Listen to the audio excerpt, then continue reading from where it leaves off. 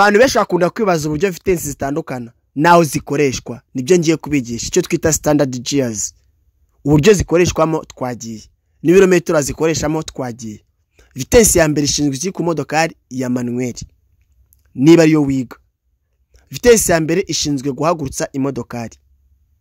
Icya kabiri, vitensi ya mbere ishinzwe gukoreshwa ahantu hose hagoranye guhagurutsa icyo cyabiziga. Bisobanuye ngo vitensi ya mbere nyikoresha mpagurutsa imodoka, nyikoresha mu gihe imodoka gabanije umuvuduko bikabije hafi no guhagarara. Vitensi ya kabiri, cyangwa se ngeze ku gasozi gaterera cyane, ahantu hatera garagara ko haterera, ariko ntukareba umusozi ukuntu uterera utagiye gushyiramo vitensi ya mbere hakiri kare. Kwizi modokari ntoya ntago ari byiza.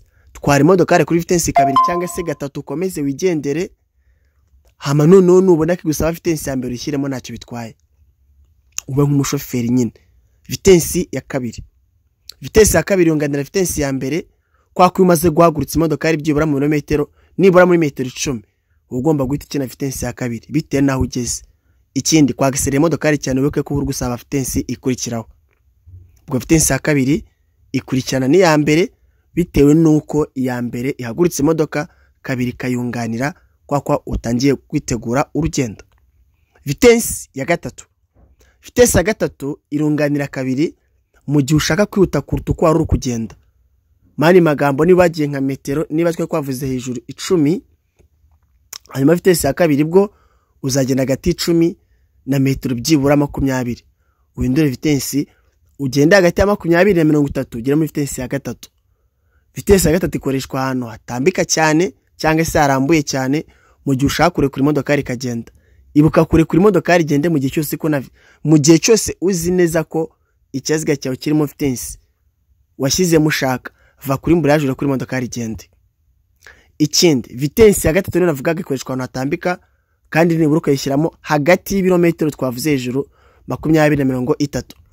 Vitensi ya kane izunganira gatatu mu gihe ushaka kwihuta ku rugendo rutugwa rufite, ariko ikoreshwa cyane ahantu hamanuka cyangwa se ahantu hari umurambi hatambitse ameze neza cyane.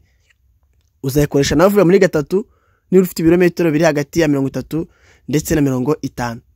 Vitensi ya gatanu uburyo ikora nayo ikoreshwa ahantu hamanuka cyangwa se hatambika, ariko hatambika koko neza. Icyo gihe izo vitensi uzazikoresha ufite ibirometero byibura kuva kuri 4 kujya kuri 5, hagati y'ibirometero 50 kugeza kuri 60 kuzamura nyine hejuru. Iyo ni vitensi ya gatanu.